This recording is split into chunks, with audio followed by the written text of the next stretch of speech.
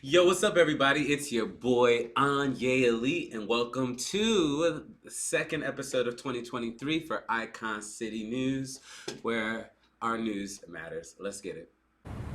Yo, I'm something like a white bitch crossed with a hood rat, wrapped in a cute little black boy body. Yo, I hop on the beat and let them know how I'm about, cause I know bum bitches out there wanna die. Something like a white bitch crossed with a hood rat, wrapped in a cute little black boy body. Yo, I hop on the beat and let them know how I'm about, cause I know bum bitches out there wanna die. But how real is your fame if they don't throw shade? How real is your hustle if you don't get paid? I'm like shit, I was a time, even back in the struggle. That nigga be catching checks, but that nickel, he said I talk a lot of shit for a bundle of sticks.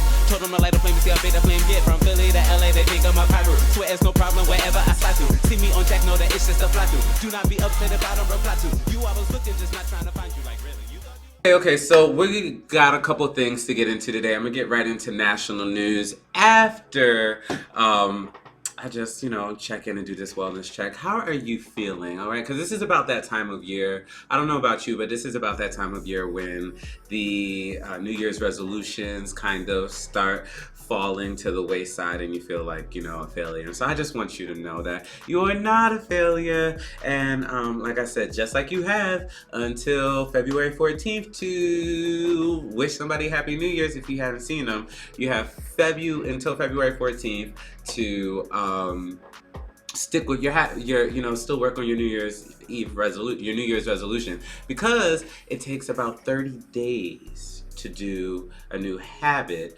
But say you miss out a couple of those days and you take some days from February, you're going to be right then and there. Okay, all right, so just keep that in mind. Anyway, let's see. Since the last time I chatted with you, things were pretty cool. I'll give you an update on some of the stuff that was going on here in Palm Springs when I get to the Palm Springs update. But like I said, let's start with national news. All right, so you heard about it, I heard about it, everybody heard about it. It's the concert heard around the world. Of course, I'm talking about Beyonce's Dubai performance, in which not only did the Queen give the Middle East something that we've been dying here for in America, an opportunity to see Beyonce perform some songs from Renaissance, okay? She also, I think this is the debut, this was Blue Ivy's on stage debut when she performed Brown Skin Girl with her mommy, or all of our mommies really, Queen B. Take a look. Depending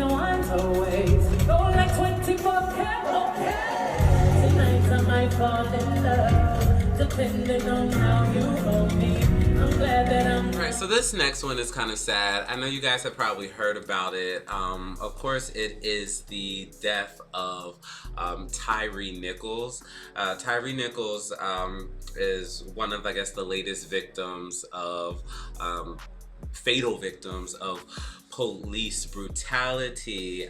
So the latest is that 5 Memphis police officers have not only been fired for their actions in relationship to Mr. Nichols' death, they are also being charged with murder. Now, if you're wondering why the justice system is moving so fast and decidedly in punishing these officers for their wrongdoing after years and years and years of justice really seldomly ever being applied, but even when it looks like it's being applied, it being after lots of protests, civil rights marches, boycotts, etc. I think it has something to do with how the officers that allegedly participated in this crime look. So as you can see, they are all people of color. Now, I don't think that they deserve any type of special sympathy. I do have some friends, black men that are on the force, and so I do support law enforcement to an extent, but I do definitely think that these people should be held to the highest extent of the law. I just hope that they're not just an example, and that this signifies more of a broader shift in how police officers are held, how bad police officers are held accountable. I just have this feeling though that because it's easy to lock these guys up, that this will happen and we'll go back to status quo. We're still waiting on the video, the dash cams and the body cams to really kind of show what happened. I'm not sure if we're going to show that here on this program when it is available, but we will be following the case. The former officers are Tadarius Bean, Demetrius Haley, Justin Smith, Emmett Martin, and Desmond Mills.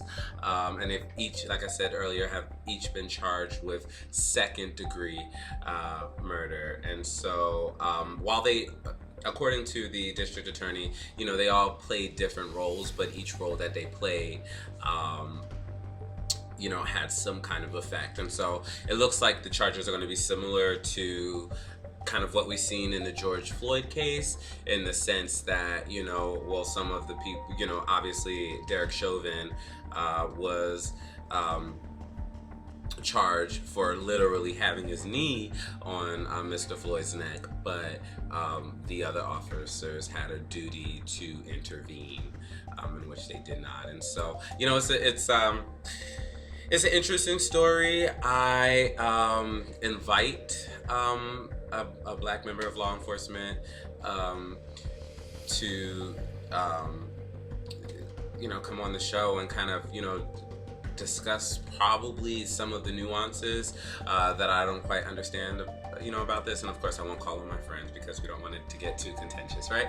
So that's what's happening in Memphis on that level. Yikes, right? That's national news. We're gonna move on with the block report after this break. We're gonna lighten up the mood a little bit. We're gonna start with Palm Springs. Be right back. Yo, so here's the problem with the news. It's gotten too big. People are speaking past you. They're talking about stuff that you're not even interested in. And so that's what Icon City News is here for, inclusive current events. Because not only do our stories matter, but also we want to go ahead and put some context on everything that's going around. So I hope you join me for some fair and balanced, no pun intended, reporting at iconcitynews.com. We're back. All right. So shout out to Palm Springs. It's time for a Palm Springs block report. All right. So if you watched last week's episode, I was inviting you guys out to the ribbon cutting for my friend Melvin's new barbecue soul food concept. We were doing that. Icon City News sponsored the event in conjunction with the Southern California Black Chamber of Commerce. It was a pretty good turnout. Thank you to everyone who came, even though I was, just supposed to be, cutting ribbons, taking pictures, playing music. I actually ended up serving some tables. Now, I think I had said in the last thing that I was prepared to show people the tables because I have been a host in a past life, a restaurant host in a past life. This time, I was a waiter, and so it was fun. Never too good for service, so it felt like a family reunion. Melvin was super grateful. And it was, for this chapter of the Southern California Black Chamber of Commerce, it was the first ever ribbon cutting, that they had ever had. So everybody, thank you guys so much for coming to the ribbon cutting and grand opening for the back porch. For the back porch barbecue and soul food restaurant. I'm really excited to be joined here by the president of the Southern California Black Chamber of Commerce, Jules. Okay. And then we have our owner, Melvin. And in case none of you guys know me, my name is Anye, and I'm the person behind Icon City. All right. So our owner is finishing up just a second, but I just want to say how grateful. It's like a guitar. I want to say, all right, Julie. Yeah, we're gonna do it together. Okay. Ready? Ready? 1, 2, 3. yay! Fantastic. Thank you. Fantastic. Thank you guys so much. I have a poll question for you.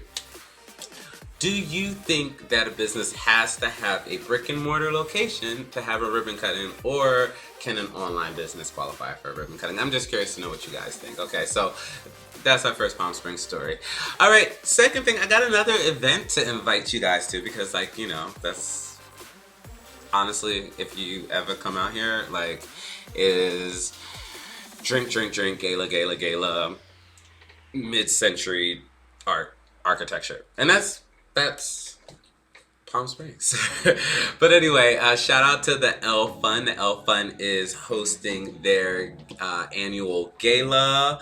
I don't know what they did in the pandemic years, but I think probably like a lot of organizations, this may actually be their first time back after a while. So want to celebrate them. The L Fund, what they do, in case you haven't heard of them, they are a local Coachella Valley nonprofit, and they, you know, it's kind of what it sounds like, L Fund. It's a lesbian organization serving trans and cisgendered lesbians, and, you know, they raise funds for things like scholarships and, you know, economic hardships, and you know, just provide a sense of community. And so the L Fund Gala is happening February 25th. Details are on the screen and on iconcitynews.com. You buy your tickets at lfund.org. All right. And just while I'm shouting out the L Fund, gotta shout out our other nonprofit partners, the Trans Center, the Trans Health and Wellness Center, and Brothers of the Desert. So finally, speaking of Brothers of the Desert, one of the other things that I think gives Palm Springs this culture is this close affinity to kind of old Hollywood. And like when I say old Hollywood, I'm talking about, like, you know, Lucille Ball, Sonny Bono, the Rat Pack. You know, the Rat Pack's really big, like Sinatra and what's the other guy? Jeez, and I like him. He's my favorite because I can't even. Dean Martin, Frank Sinatra, and Sammy Davis Jr. Now, Sammy Davis Jr.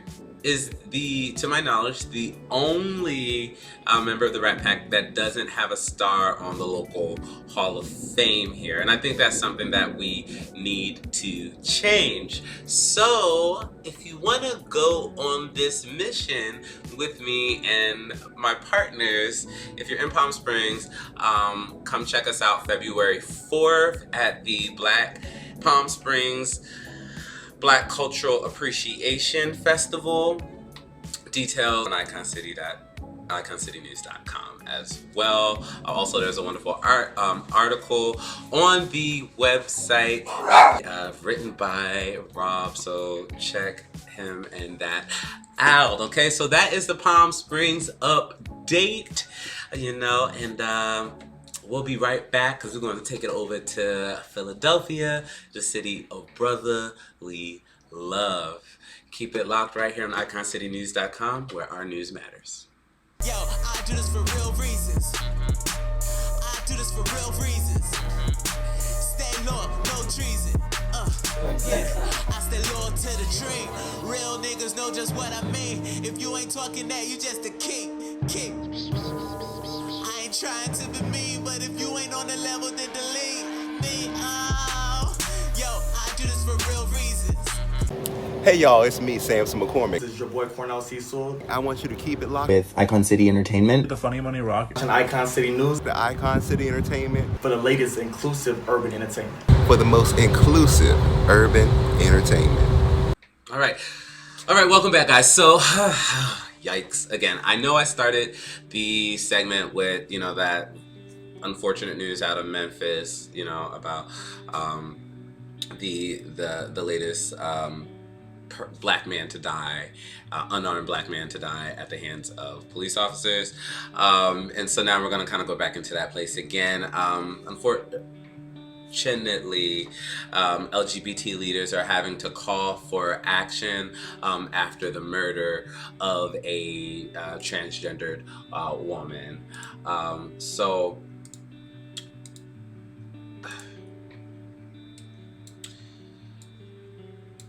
Shahir Diamond Jackson McDonald was found in her mother's apartment in Germantown, for you guys who know Philly intimately. She was found with multiple gunshot wounds and was pronounced dead at the scene. Jackson McDonald's death was the latest in a string of violent crimes committed against transgender women of color in the Philadelphia and surrounding areas.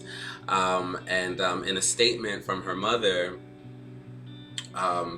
Linda Jackson, Diamond's mother, she says, quote, "I just want the world to know that Diamond was my rock, my shoulder, my child whom I love with every inch of me and what I have left to give. Whoever you are," presumably speaking to the murderer, "you took away my gem, my diamond, someone who was about her family and friends. You tore many hearts and we will not rest until we get justice." And, very unfortunate statistic that I have no pleasure in reporting is that Diamond's death marks the 35th known killing of a trans or gender non-conforming person in the U.S.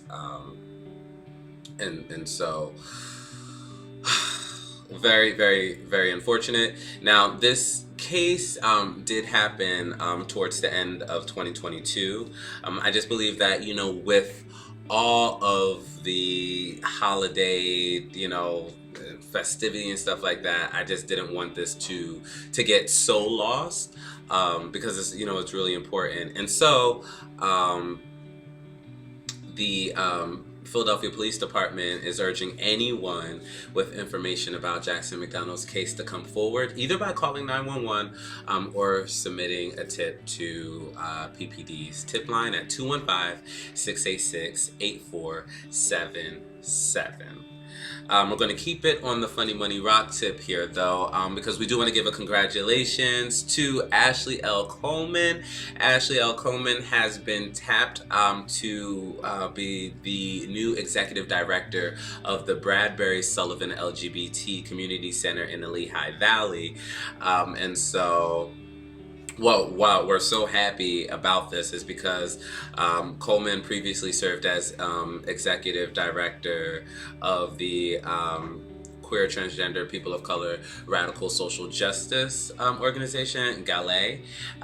Also a longtime staff person of the Mazzoni Center. So, and a co-organizer of Philadelphia's 50th anniversary Pride March and Festival. So this is somebody that I think brings a lot of knowledge about intersectionality, and it's just incredible to see our sisters rising. Rise, sister, rise, sister. Okay, sidebar. Since we're talking about flying, fly, Eagles, fly.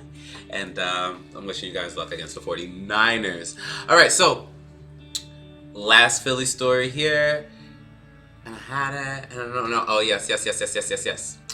being pulled over, or getting ID'd at the bar, and you forgot your wallet. That is likely to be a thing of the past, as interest has been coming from both Pennsylvania state legislatures and the Pennsylvania Department of Transportation to get the ball rolling on a mobile ID program. Now, Pennsylvania is not going to be the first state to do this. Other states like Arizona, Delaware, and Maryland have You like how I said Maryland?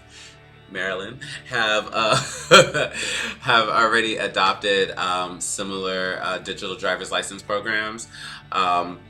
Just kind of similar to what they were doing with the digital vaccine cards for residents. So I think that's kind of amazing. I hope that California brings it soon, because just carrying everything's on the phone. So just put it on the phone. Of course, this may present some. I don't know. I mean, if you can fake an ID. Fake IDs have been out there forever. Identity theft is out there. So I don't know how this will make people more susceptible to identity theft. So I'm sure that's something that they're working on. But I'm for it just based on the convenience of it all. Let us know in the poll on this article on iconcitynews.com if you think digital IDs are a good thing or a bad thing. I want to know. I want to know what's on your mind. Can't sing the rest of it because then copyright strikes. Anyway, so we'll be back with our last block update or block report of the show today, and it's going to be Atlanta. Keep it locked on iconcitynews.com, where our news matters. Listen, I do a lot at Icon City, from digital marketing to cannabis activism and marketing. However, I gotta say that Funny Money Rock is my favorite project. It's not easy. It's not easy being an artist. It's not easy being an entrepreneur. It's not easy going after the fullest expression of yourself for anybody, but especially when you're Black and gay, or a queer person of color. And that's what Funny Money Rock is all about. Whether I'm hosting the weekly live show and talking to artists, entrepreneurs, and models from all over the world and sharing our unique perspectives. I celebrate everything Black and gay. Or rather, when I'm producing shows and getting people on stage, just getting people together under the banner of 100% LGBT hip-hop and R&B is probably my favorite thing that I'm doing right now.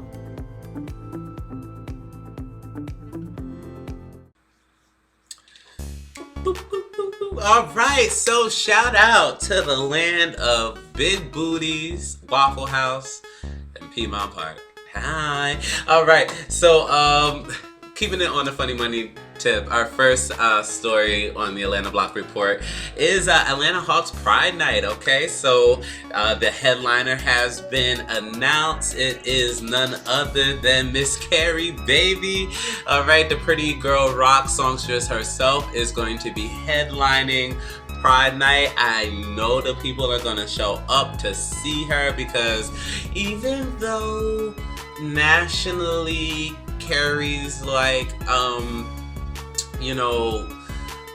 you probably don't hear her a lot. Maybe sometimes you hear Turning Me On, and like I said, Pretty Girl Rock, and Knocks Me Down with Neo and Kanye, which is still one of my favorite songs to this day. But nationally, she's not kind of at the peak that she was. However, like Monica, like T.I., like Candy, when you are a hometown hero in Atlanta, you don't miss a beat, okay? You know what I'm saying? They don't give a damn about whether you playing them in New York or whatever, honey. Atlanta's big enough for everybody. You get your little, you wanna pretend Beverly Hills, go up to Buckhead, honey. You wanna pretend, it's just so, there's just so many different. There's so much life in Atlanta, so I just say that. Don't cry for Carrie, okay? Just celebrate Carrie. All right. So anyway, that Pride Night is going down February 9th, okay? At 7:30, and it's the Hawks versus the Suns, okay? So for more information on that and to get your Pride gear, go to hawkshop.com.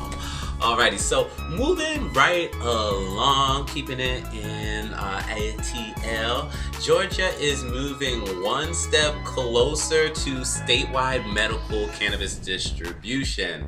Now, there's a caveat. Patients who are eligible to receive cannabis oil include those that are suffering from seizure disorders, Parkinson's disease, terminal cancer, post-traumatic stress disorder, and sickle cell anemia. So there are going to be a lot of rules governing who is able to have this, get access to high grades of cannabis. Because right now, they're doing this thing where it's almost like they're selling CBD weed. Because somebody would be like, I think I read a comment earlier. Someone saying, yeah, we have cannabis in Georgia. Y'all don't got cannabis in Georgia. Come out here to Cali and I'll show you what cannabis is, okay? But the Georgia Access to Medical Cannabis Commission, they had a meeting literally about 2 days ago, voting on forming these rules, how to govern the 2 manufacturing licenses that they have distributed. So they're going to be growing that stuff over there. Right now, 25% of Georgians are already registered on the books with legal rights to use oil for approved medical reasons since the 2019 bill passed. Since then, however, there's not really been much movement by the state towards legal distribution systems, and so this news is going to be welcomed by a lot of people who suffer from a lot of disorders and whatnot, and PTSD definitely being something that may not be as difficult to get a diagnosis for like Parkinson's, terminal cancer, and stuff like that. If you hear me, then you hear me, okay? All right. So here's our last story.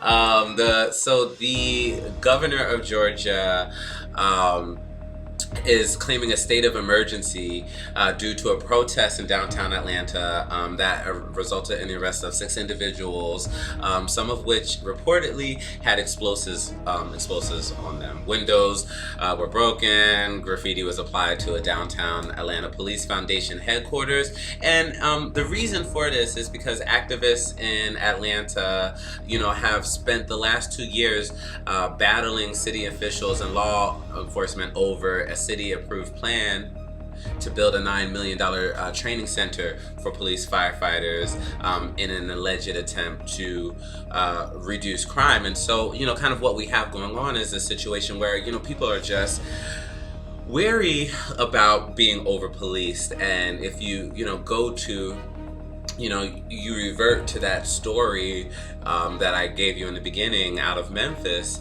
and, neighborhood policing, diversified police forces in themselves may not be enough to really stem and stop, the increase of, of police brutality.